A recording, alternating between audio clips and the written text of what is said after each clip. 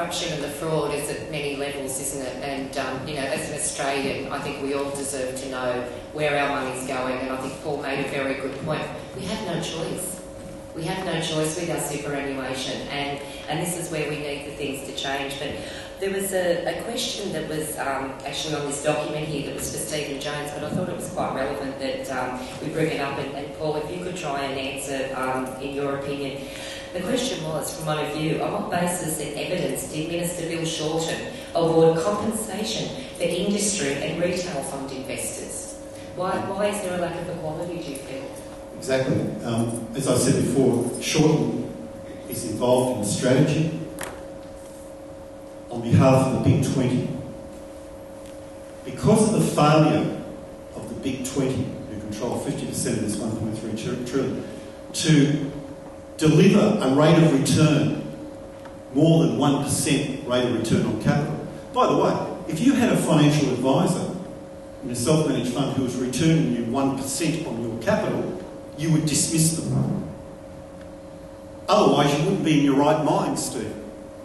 No one in their right mind would keep an SMF financial advisor on at 1% rate of return. So, in regard to... Sorry, just refresh me. What was the question? So on what basis? Did he make the decision? Yes, after the industry and retail fund investors. He made the decision entirely on a political basis. Let's not have any doubts about that.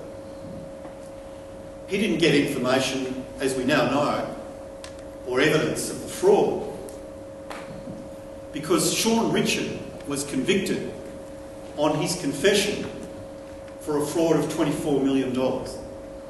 Could Bill Shorten have made the decision to award the Section 23 payments, which can only be awarded on the basis of fraud, to the superannuation funds because Sean Richard had confessed? Well, no, he couldn't, because we know the crime was $184 million. So how did the Minister know that the $24 million of Sean's theft was entirely concentrated in the superannuation funds? Well, I've had a look at the bank statement. You can't. It went into an omnibus account. All the money went into a big bucket down in Melbourne. You can't pull it apart and say, oh, by the way, there was $5 million from the industry funds, and there was $2 million, although PBB, the liquidators, are claiming that they did, and we want to have a look at their figures to see how they did that.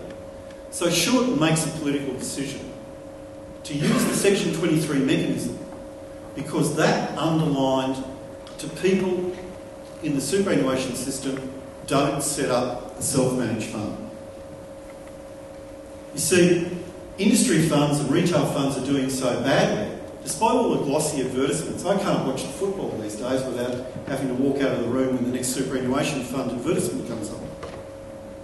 And if Metcalfe wants to talk about financial advisors deliberately misleading people, have a look at those advertisements. They've got people going on escalators.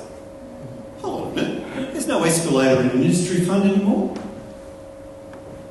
Deliberate misleading through glossy advertisements that somehow you're going to get a rate of return. They don't, those advertisements don't tell you about this is the APRA figures, Greg, it's not mine. Do you talk to APRA, Greg Metcalfe? So, if the truth was told to people and there was a proper advertisement which said, oh, by the way, you're in CBUS, and CBUS has only returned 4% over the last 5 years, people would say, let's get back to the football. I'm not interested in that. He made that decision purely on a political basis, and he's requiring us to make a submission purely on a technical basis. Well, we're going to make that submission, and that will be done. But we're not going to play that game. We are going to get political.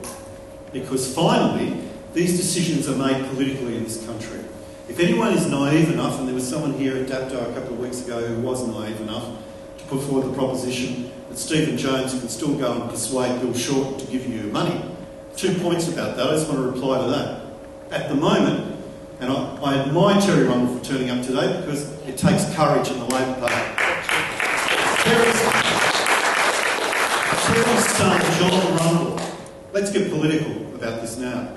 Terry's son John Rumble has more numbers in the branches than what Stephen Jones does for a pre-selection.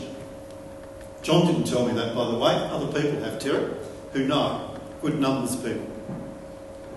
Stephen Jones, in order to be a candidate, by the way, at least I'm a candidate, Stephen at this point isn't even a candidate, has to have himself installed by the National Executive of the Australian Labor Party.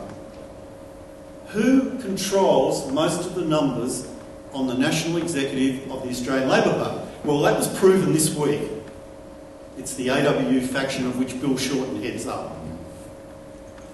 So Stephen Jones cannot get his pre-selection and continue his career in politics without the patronage of Bill Shorten. So does anyone reckon that that Stephen Jones is going to be banging on the minister's door and saying, "Hey, listen, I've got people in my electorate and they need to be compensated and you better do it or else I'm going to stand up in Parliament and I'm going to attack you because I'm representing my people." You reckon he's going to do that?